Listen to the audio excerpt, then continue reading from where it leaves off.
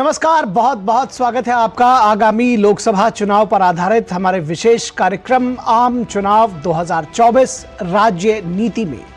और मैं हूं निखिल सिंह। राजनीति यानी कि राज्यों की चुनावी रणनीति, राज्यों की चुनावी राजनीति और अलग अलग राज्यों में क्या है इस बार के आम चुनाव का समीकरण, ये है हमारे कार्यक्रम का मकसद। इस विशेष कार्यक्रम में हम बात करते हैं हर रोज किसी एक राज्य में चुनावी हलचल और चुनावी रणनीति की।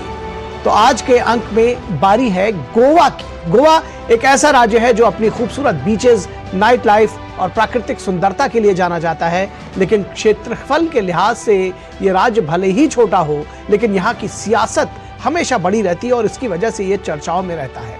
लेकिन इससे पहले कि हम राजनीति में गोवा की बात करें, गोवा की शुरुआत करें, हम बात करेंगे बीजेपी के उम्मीदवारों की तीसरी लिस्ट की, जिसमें 9 प्रत्याशियों के नामों की घोषणा की गई है तमिलनाडु से।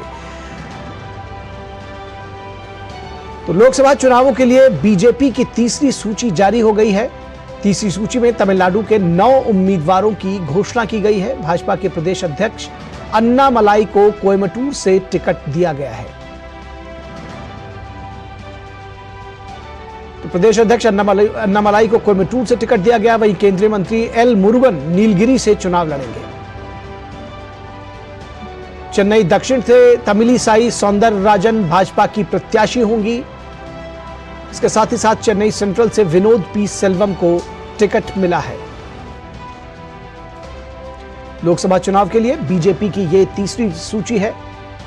एक सूची 195 उम्मीदवारों की, दूसरी सूची 72 उम्मीदवारों की, और यह सूची तमिलनाडु के लिए विशेष है। यहां से 9 उम्मीदवार तमिलनाडु के लिए घोषित की गए हैं। आपको ध्यान होगा कि तमिलनाडु में के लिए पहले जो चरण है उसी में वोटिंग होगी। और केंद्रीय मंत्री एल मुरुगन नीलगिरी से चुनाव लड़ेंगे। चेन्नई दक्षिण से तमिलिसाई सौंदरराजन भाजपा की प्रत्याशी होंगी। चेन्नई सेंट्रल से विनोद पी सेल्वम को टिकट मिला है।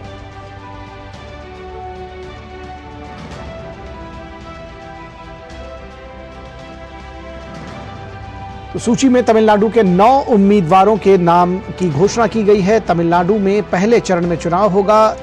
19 अप्रैल को पहले चरण के मतदान होगा। हमारे साथ में हमारे संवाददाता शैलेंद्र मिश्रा जुड़े हुए हैं इस खबर पर बातचीत करने के लिए। जी देखिए निखिल, जो बहुत महत्वपूर्ण बात है इस सूची में कि बड़े चेहरे, तमिलनाडु की राजनीति के बड़े चेहरे भारतीय जनता पार्टी के, उनको चुनाव लड़ाने का फैसला किया गया। और जैसी कि भारतीय जनता पार्टी की एक रणनीति है कि चर्चित और बड़े चेहरों को चुनाव लड़ाया जाए। एल मुरुगन जो केंद्रीय सूचना प्रसारण राज्य मंत्री हैं, उनको चुनाव लड़ाने का फैसला किया गया है। नीलगिरी एससी जो सुरक्षित सीट है वहां से, और के अन्नामलाई जो प्रदेश अध्यक्ष है भारतीय जनता पार्टी के, उनको भी चुनाव लड़ने का फैसला किया गया। कोयम्बटूर जो लोकसभा सीट है वहां से वो चुनाव लड़ेंगे। हम जानते हैं कि भारतीय जनता पार्टी का दक्षिण भारत और तमिलनाडु पर बहुत फोकस रहा है, और तमिलनाडु में एक सहयोगी भी भारतीय जनता पार्टी को एनडीए के साथ मिले हैं। तो निश्चित तौर पर बीजेपी वहां बहुत फोकस कर रही है। आप देखिए कन्याकुमारी की जो सीट है वहां से पी राधाकृष्णन, एक चर्चित चेहरा है, बड़ा नाम है, उनको चुनाव लड़ने का फैसला किया गया है। और तमिलिसाई सौंदरराजन चेन्नई साउथ, आप ये देखिए बहुत चर्चित नाम है। हमने देखा है कि बहुत महत्वपूर्ण पदों पर ये रही हैं। तो ऐसे में इस तरह से कई महत्वपूर्ण चेहरे हैं जिनको तमिलनाडु की राजनीति में इस बार हम आप लोकसभा चुनाव लड़ते देखेंगे। और बीजेपी का बहुत फोकस रहा है दक्षिण भारत और खासतौर पर तमिलनाडु में। हमने देखा है बीते अगर आप 1 महीने में देखें तो प्रधानमंत्री नरेंद्र मोदी के कई दौरे तमिलनाडु में हुए, और जिस तरह से बीजेपी के प्रदेश अध्यक्ष ने वहां पर एक यात्रा निकाली और एक बीजेपी को जो फीडबैक मिला कि इस बार तमिलनाडु में भारतीय जनता पार्टी को एक बहुत आशाजनक नतीजे मिल सकते हैं। उस लिहाज से आप देखें जो सूची आई है, तीसरी सूची है लोकसभा की भारतीय जनता पार्टी की, लेकिन इसमें तमिलनाडु के जो प्रमुख नाम है 9 लोकसभा उम्मीदवारों के नामों का ऐलान किया गया है, जिसमें प्रमुख चेहरे हैं प्रदेश अध्यक्ष के अन्नामलाई हैं, एल मुरुगन केंद्रीय सूचना प्रसारण राज्य मंत्री हैं, पी राधाकृष्णन है, बहुत महत्वपूर्ण चेहरे हैं, और तमिलिसाई सौंदरराजन। तो ये 4 प्रमुख नाम आप देख सकते हैं जो इस तमिलनाडु की सूची में नजर आ रहे हैं। तो निश्चित तौर पर क्या संदेश देना चाह रही है बीजेपी इन 9 नामों से? और अभी जैसा कि हम बार बार कहा जा रहा है कि चूंकि पहले चरण में चुनाव होना है, तो बाकी सूची भी अवेटेड है।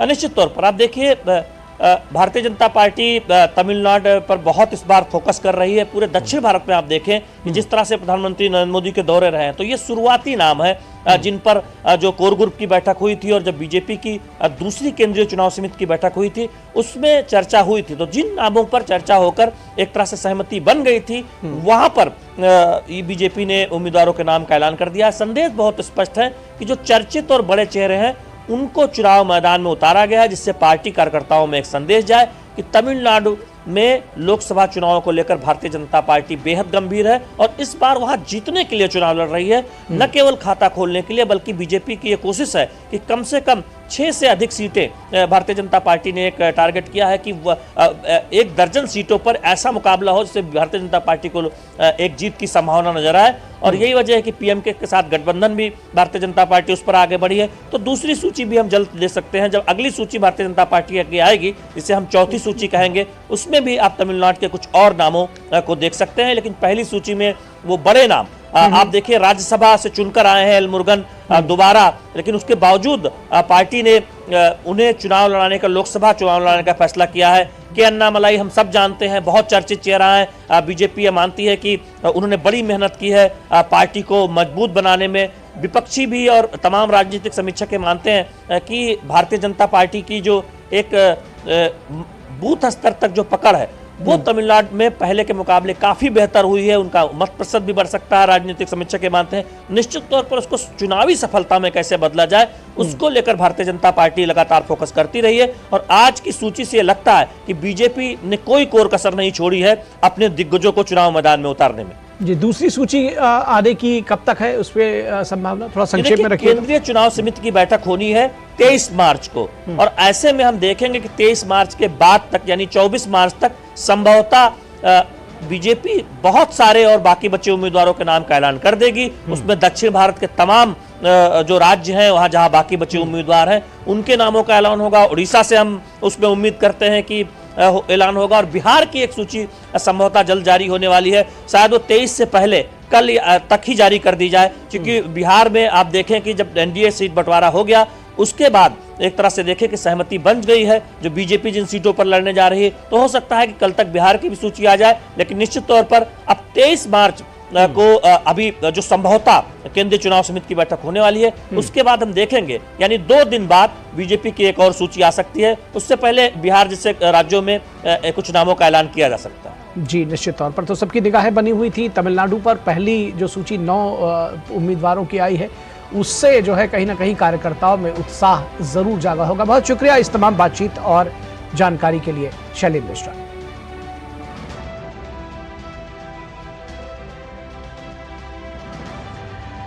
और अब बात करेंगे गोवा की। जैसा कि हमने कहा कि गोवा भले ही क्षेत्रफल के लिहाज से छोटा राज्य हो, लेकिन वहाँ की सियासत जो है अपने आप में बहुत मशहूर रही है, बहुत चर्चित रहती है। लोकसभा चुनाव 2024 का बिगुल बज चुका है और गोवा के लिए भी वहाँ तैयारियां जोरों पर हैं। देश में 7 चरणों में चुनाव की शुरुआत होगी। 19 अप्रैल से शुरू होकर 1 जून 2024 तक ये चुनाव चल रहे हैं।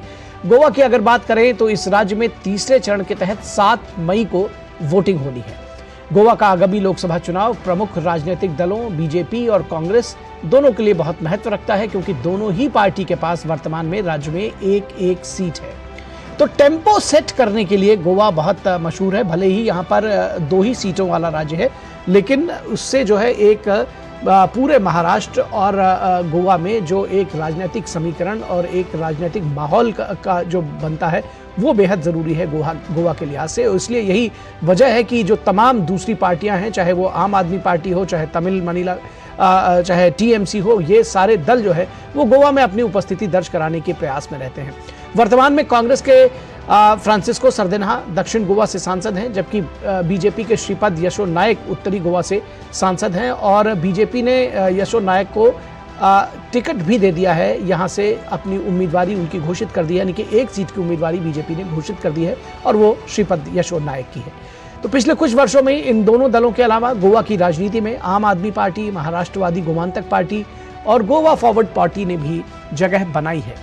इससे यहाँ राजनीतिक मुकाबला अधिक जटिल और प्रतिस्पर्धी हो गया है। गोवा में 2 लोकसभा की सीटें हैं, नॉर्थ गोवा और साउथ गोवा। नॉर्थ गोवा को पहले पणजी लोकसभा सीट के नाम से जाना जाता था, वहीं साउथ गोवा को मोरमुगांव सीट के नाम से जाना जाता था। गोवा के लिए बीजेपी ने एक सीट पर अपने उम्मीदवार की घोषणा कर दी है, श्रीपद यशो नायक की। उनको नॉर्थ गोवा से दोबारा चुनाव मैदान में उतारा है। श्रीपद यशो नायक पिछले लगातार 5 बार से नॉर्थ गोवा सीट से सांसद हैं। वहीं कांग्रेस ने अभी उम्मीदवारों की घोषणा नहीं की है। तो राज्य की लगभग 60% जनसंख्या हिंदू है और 28% यहाँ ईसाई है। तो यहाँ के ईसाई समाज में भी हिंदुओं जैसी जाति की व्यवस्था है। 1000 साल पहले गोवा को कोंकण काशी के नाम से जाना जाता था। अभी गोवा में प्रमोद सावंत के नेतृत्व में बीजेपी की सरकार है। यहाँ 40 विधानसभा सीटें हैं, 2 लोकसभा सीटें जैसा कि बताया गया, और राज्यसभा की 1 सीट है।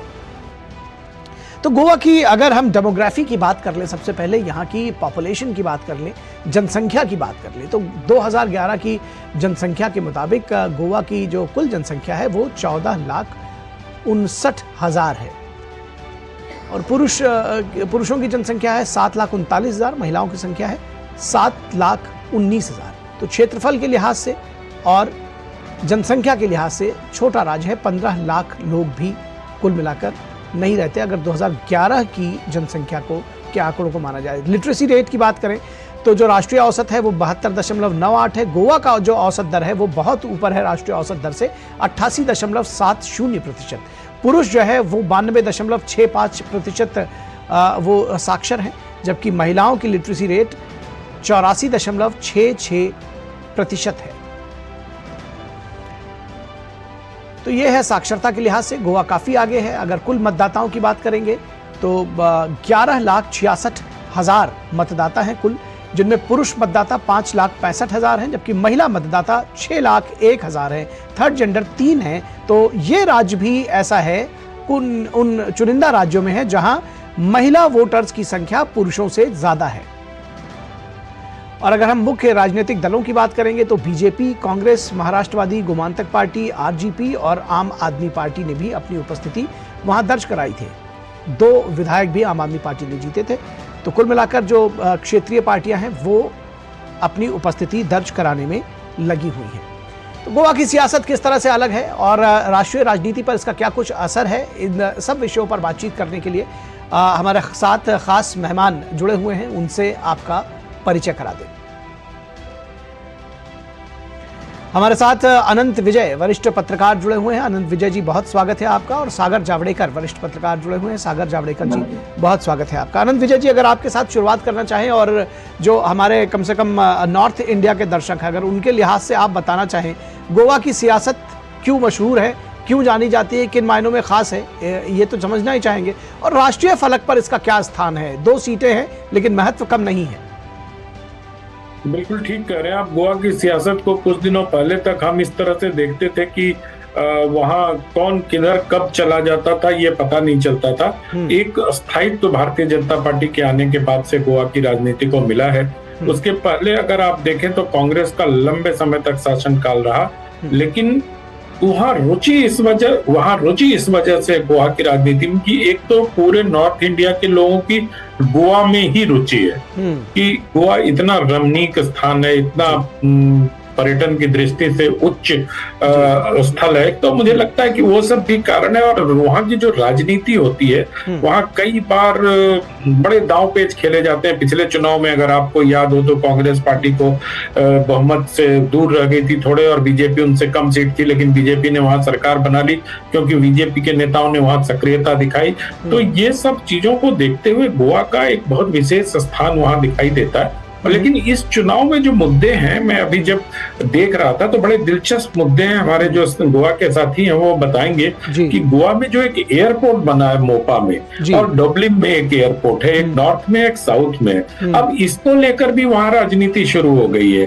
डबलिन के एयरपोर्ट के लोगों को लगने लगा है कि सारा बिजनेस अगर मोपा में शिफ्ट हो जाएगा तो हमारा क्या होगा। तो ये सब जो स्थानीय मुद्दे होते हैं गोवा में वो बहुत ही महत्वपूर्ण होते हैं। उसी तरह वहाँ एक पुर्तगाली पासपोर्ट का मुद्दा है, वो वहाँ बहुत महत्वपूर्ण है कि जो लोग अपना बर्थ रजिस्ट्रेशन लिस्बन में करा लेते हैं उनका OCI कार्ड मिलेगा नहीं मिलेगा, उनका भारत के पासपोर्ट का क्या होगा।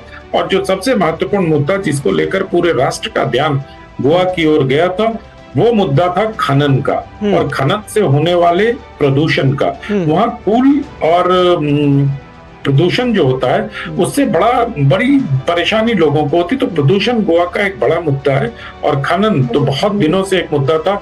आप याद करिए जब मनोहर पर्रिकर जी वहां मुख्यमंत्री बनकर आए थे और बाद में वहां की राजनीति से पहले केंद्र में और फिर वापस गोवा की राजनीति में गए, तो मनोहर पर्रिकर की राजनीति के पीछे वो खनन के विरोध में जिस प्रकार से उन्होंने पूरा माहौल बनाया था, और उस समय जब जयंती रंगनाथन वहां केंद्र में कांग्रेस की सरकार में पर्यावरण मंत्री थे, तब भी गोवा में खनन को लेकर सुप्रीम कोर्ट तक मुकदमे हुए थे। तो खनन एक वहां बहुत मुद्दा है, अवैध खनन कह सकते हैं, खनन कह सकते हैं, उसको लेकर बहुत विरोध होता और पक्ष और विपक्ष में लामबंदी होती रही है। एक और मुद्दा जो इस चुनाव में मुझे देखने को मिल रहा है गोवा में, वो शिवाजी महाराज के इर्द गिर्द हो रही राजनीति है। शिवाजी महाराज का गोवा में एक भावनात्मक रिश्ता वहां के लोगों का रहा है, तो शिवाजी महाराज की मूर्ति को लेकर भी वहां की राजनीति में थोड़ा बीच बीच में उबाल आता रहता है। और सबसे महत्वपूर्ण बात यह है कि मनोहर पर्रिकर का जो फैक्टर है, गोवा के लोगों में अब भी मनोहर पर्रिकर साहब की जो छवि अंकित है, हालांकि उनके पुत्र को टिकट नहीं मिला था, वो निर्दलीय लड़े, उसके बाद उसके परिणाम, ये तमाम चीजें लोगों के सामने है, लेकिन पर्रिकर साहब अब भी गोवा की राजनीति में एक बहुत महत्वपूर्ण फैक्टर है। आप देखिए गोवा के किसी भी नेता को, किसी भी पार्टी के नेता हो, वो मनोहर पर्रिकर जी को बड़े आदर पूर्वक याद करते हैं। तो मुझे लगता है कि ये तमाम मुद्दों के साथ गोवा की राजनीति इस बार बहुत दिलचस्प होने वाली है। और सबसे महत्वपूर्ण होगा जो आपने बताया कि यहाँ 61 लाख महिला मतदाता हैं और महिलाओं का रुझान इस बार किसकी ओर होगा, ये बड़ी दिलचस्प बात होगी देखने की। श्रीपद यसो नायक 5 या 6 बार के सांसद हैं, मुझे लगता है कि उनको रिपीट करने में कोई दिक्कत नहीं होगी, लेकिन जो कांग्रेस पार्टी और भारतीय जनता पार्टी के सांसद हैं, उनका मुकाबला बहुत दिलचस्प और बहुत शानदार होने जा रहा है, क्योंकि 43 और 51% वोटिंग का फर्क है। बीजेपी को 51% के करीब 51 पॉइंट समथिंग वोट मिले थे और कांग्रेस पार्टी को 43 मिले थे, तो ये लगभग 8-9% का अंतर है। और मुझे लगता है कि विधानसभा चुनाव के बाद वोटों का ये प्रतिशत और बढ़ा है, तो देखने वाली बात होगी चुनाव, लेकिन दिलचस्प हो गए। जी, निश्चित तौर पर चुनाव दिलचस्प होंगे। इससे पहले कि आगे बढ़े और इस मुद्दे को और आगे लेकर जाएं, कुछ आंकड़े देख लेते हैं कि किस तरह के जो आंकड़े हैं और उनके बारे में बात कर ले। अगर हम गोवा की बात करें तो जैसा कि बार बार बता रहे हैं कि गोवा में लोकसभा की 2 सीटें हैं, दोनों सीटें सामान्य हैं, आरक्षण नहीं है किसी प्रकार का उन दोनों सीटों पर। और इसके साथ ही साथ जब हम गोवा की सियासत की और बात करें तो यहाँ के जो चुनावी नतीजे रहे हैं लोकसभा चुनाव के 2019 के, तो 1 सीट बीजेपी ने जीती है और 1 सीट कांग्रेस ने जीती है। महाराष्ट्रवादी गोमांतक पार्टी और जो आप है या दूसरी पार्टियां हैं वो उनको सीटें नहीं मिली हैं। अब हम वोट परसेंटेज की बात करें, जैसे कि अभी अनंत विजय जी बता रहे थे कि बीजेपी को 51.94% यानी लगभग 52% वोट, कांग्रेस को 43.55%, आम आदमी पार्टी को भी 3.1% और अदर्स को 1.41%। तो थोड़ी सी उपस्थिति 3% वोट लेकर के आम आदमी पार्टी ने दिखाई है। 2 विधायक भी जीते हैं उनके, लेकिन जो गैप जिसकी बात कांग्रेस और बीजेपी की कर रहे थे वो साफ तौर पर देखी जा सकती है। 2 सीटें हैं, उत्तर गोवा और दक्षिण गोवा, नॉर्थ और साउथ गोवा की 1-1 सीटें हैं, एक बीजेपी के पास है, एक कांग्रेस के पास है। दरअसल 2014 के चुनावों में दोनों सीटें बीजेपी के पास थी।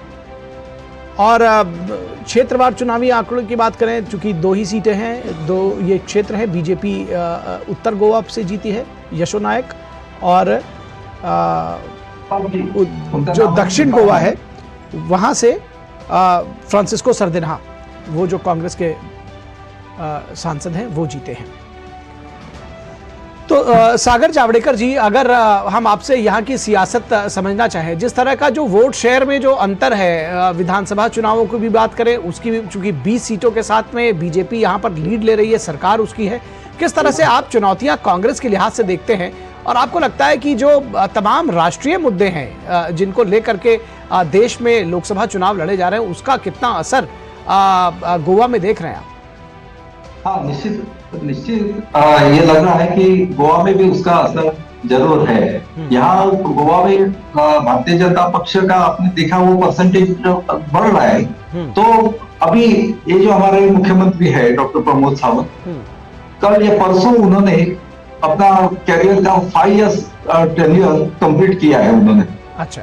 तो मनोहर पर्रिकर के बाद ये 5 बरस मुख्यमंत्री रहे हैं। तो ये अभी नॉर्थ गोवा और साउथ गोवा सब जगह घूम रहे हैं और ये लोग कन्विंस कर रहे हैं कि भाई बीजेपी एंड उसके साथ उन्होंने राम मंदिर बहुत सारे इशू लिया है गोवा के और डेवलपमेंट ये उनका फर्स्ट प्रेफरेंस उन्होंने दिया है। स्वयंपूर्ण गोवा यानी कि सेल्फ सफिशिएंट रहना चाहिए। तो एम्प्लॉयमेंट उससे मिलता है, मिलेगा और देंगे वगैरह, ऐसा पूरा ट्रेनिंग भी दे रहे हैं उधर गोवा में।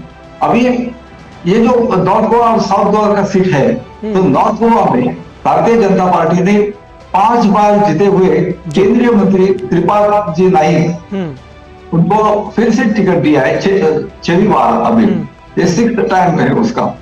तो उनके खिलाफ कांग्रेस में अभी तक कैंडिडेट नहीं मिला है। तो कांग्रेस ढूंढ रही है किसको कैंडिडेचर देने का।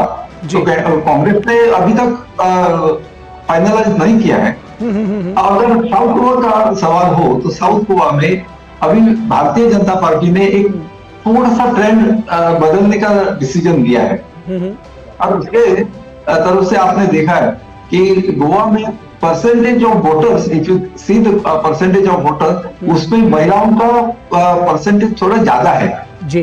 तो भारतीय जनता पार्टी ने इस बार ये सोचा है, वो भी अभी डिसीजन लिया है। जब टिकट देने का समय आया तो उस समय उन्होंने डिसीजन चेंज कर दिया कि लेडीज को देंगे, महिलाओं को देंगे। गोवा में महिलाओं की संख्या ज्यादा है और ज्यादा से ज्यादा महिला ये भारतीय जनता पक्ष के लिए एफिलिएटेड है उधर। तो कौन से मुद्दों की बात अगर करें हम गोवा की, जिस तरह से अभी अनंत विजय जी कह रहे थे, खनन का मुद्दा सुप्रीम कोर्ट तक आया था, जो वहाँ का जिसको कहते हैं कि खनन और प्रदूषण बड़े मुद्दे हैं। उसके अलावा जो शिवाजी महाराज के इर्द गिर्द की रही है राजनीति, तो कुल मिलाकर अभी की अगर सियासत करें, चुनावी बिगुल बच चुका है। किस तरह के मुद्दों के बीच में डोल रहा है गोवा और वहां के निवासी? जी, सागर जावड़ेकर जी। जस्ट हाँ, ओके। और गोवा में खनन का इशू तो है, अभी इससे भी ज्यादा बड़ा इशू है वो मादई का। मादई रिवर, कर्नाटका और गोवा का ये डिस्प्यूट चल रहा है और अभी कल ही कर्नाटका ने एक नया चाल शुरू की है। उधर कर्नाटका में कांग्रेस का गवर्नमेंट है, गोवा में भारतीय जनता पार्टी का गवर्नमेंट है और लोग चाहते हैं कि वो कर्नाटका से मादई का पानी गोवा में आने दो। अभी ये देने को तैयार नहीं है और कर्नाटका ने अभी जमीन खोदने का काम फिर से चालू किया है। तो ये अभी ये बड़ा इशू गोवा में चल रहा है और बाकी सब इशू है वो एम्प्लॉयमेंट का इशू है। अभी मोपा का उन्होंने बोला 2 एयरपोर्ट है, अभी ये परिवर्तन तो होना ही था, हो गया है परिवर्तन। पॉलिटिक्स में भी परिवर्तन होता है, वैसा डेवलपमेंट में भी बहुत सारा परिवर्तन गोवा में हो रहा है। अभी आपने देखा पिछले 5 बरस के पहले गोवा और आज का सिचुएशन टोटली चेंज है। बहुत सारे ब्रिजेस वगैरह सब हो गए। जी, तो निश्चित तौर पर राजनीति बदली है और लोग बहुत दिलचस्पी से इस राजनीति को न सिर्फ देख रहे हैं बल्कि उसको पार्टिसिपेट भी कर रहे हैं। और अगर हम वहाँ की जो विधानसभा की स्थिति है वो भी अपने दर्शकों को बता दें। कुल सीटें गोवा में 40 हैं, सामान्य 39 के लिए, एक शेड्यूल कास्ट के लिए आरक्षित सीट है। तो कुल 40 सीटों वाली विधानसभा है। और यहाँ पर अगर 2022 के चुनावी नतीजों की बात करें तो बीजेपी ने 20 सीटें जीती थी, कांग्रेस 11 सीटें जीती थी और एमएजी 2, आप 2, अदर्स 5। हाँ, देखो इसका असर साउथ गोवा में आप देख सकेंगे। जी जी जी जी, हम आपके पास आ रहे हैं। वोट परसेंटेज बता दें, बीजेपी 33.71% 2022 के चुनावी नतीजों का वोट परसेंटेज है और कांग्रेस 23.73%, 10% के करीब अंतर है ये। एमएजी 7.75, आम आदमी पार्टी 6.81%। तो ये आप देख सकते हैं, और इससे तमाम निष्कर्ष जो वोट परसेंटेज का अंतर है उससे निकाला जा सकता है। आनंद विजय जी, बहुत चलते चलते आखिरी कमेंट आपसे चाहेंगे कि ये जो वोट परसेंटेज का जो वोट शेयर में जो अंतर है, आपको लगता है कि बीजेपी इसको बरकरार रखना चाहेगी कहीं ना कहीं फिर से, और इसी के लिए सारी जो प्रयास है वो चल रहे हैं? निखिल, आपने दो आंकड़े दिखाए और दोनों में लगभग जो गैप है, लोकसभा 2019 के भी आंकड़े दिखाए, उसमें भी लगभग 9-9.5% का गैप है कांग्रेस और भारतीय जनता पार्टी के बीच में, और विधानसभा के जो आंकड़े दिखाए उसमें भी 10% के अधिक है। तो अगर लोकसभा से विधानसभा की तुलना करते हैं तो 19 के बाद जो चुनाव हुए 22 में, तो उसमें वोट परसेंटेज बीजेपी का बढ़ा है, मतलब गैप दोनों के बीच का बढ़ा है। तो मुझे लगता है ये गैप दिखेगा भी। और एक और महत्वपूर्ण मुद्दा, मैं बस चलते हुए एक लाइन में टिप्पणी कर दूं कि प्रमोद सावंत का जो नेतृत्व है और जिस प्रकार से वो संगठन के व्यक्ति हैं, क्योंकि वो उत्तर प्रदेश के अमेठी में आके भी उन्होंने चुनाव लड़वाया था जब स्मृति ईरानी पहली बार चुनाव लड़ रही थी, तो यहाँ के वो प्रभारी भी थे, मनोहर पर्रिकर के साथ वो लोग आए थे।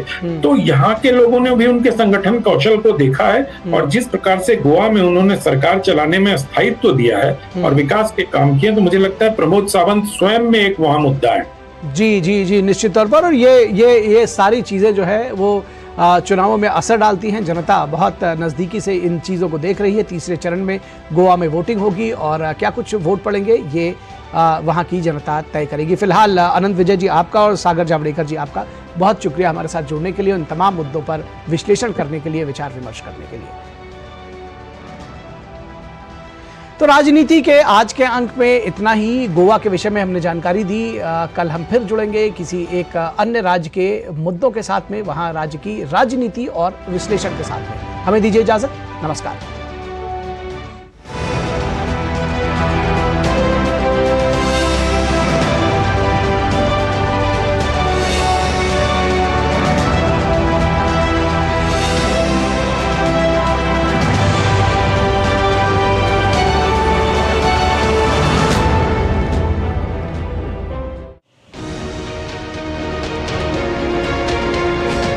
आ गया लोकतंत्र का महापर्व। क्या है देश का मूड, क्या है लोगों के सवाल, क्या है नेताओं की दावों की हकीकत, कितना बदला है भारत। हम आ चुके हैं जम्मू और कश्मीर। पकड़नी जनता की नब्ज। डीडी न्यूज पहुंच रहा है गांव-गांव, शहर-शहर, जानने आपके